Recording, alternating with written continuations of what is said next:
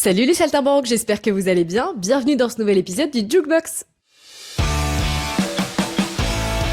Dans cette vidéo, on va parler un petit peu du festival des orgues Cavaille-École. Jusqu'à la fin du mois d'août, ce festival vous propose plusieurs concerts à Rouen et sa métropole, dans des lieux incontournables du patrimoine où l'orgue tient une place importante. Vous retrouverez entre autres Sarah Kim à Fécamp en partenariat avec les musicales de Normandie. Je vous ai déjà parlé de ce festival dans une autre vidéo, mais également Lucille Dola ou encore Andrew Diwar. Au-delà de la qualité de ses interprètes, le festival propose une immersion totale dans l'univers sonore imaginé par le facteur d'orgue Aristide Cavaille-École. Pour le coup, le festival est une belle découverte pour moi puisque je pense que vous l'avez remarqué, je suis plutôt côté métal, mais c'est une belle découverte que je voulais vous partager.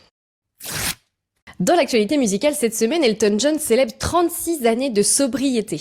Dans un post sur Instagram, l'artiste a donc levé un verre avec ses fans pour ses 36 années d'abstinence. Pendant plusieurs années, Elton John a consommé de la cocaïne et de l'alcool, ce qui lui a malheureusement valu un tour en cure de désintoxication en 1990. Aujourd'hui, il va mieux, il célèbre chaque année un anniversaire supplémentaire et encourage tous ceux qui traversent malheureusement ces épreuves également. Si je vous dis Radio Gaga, est-ce que ça vous parle? En 1986, Queen était sur scène à Budapest devant plus de 80 000 personnes.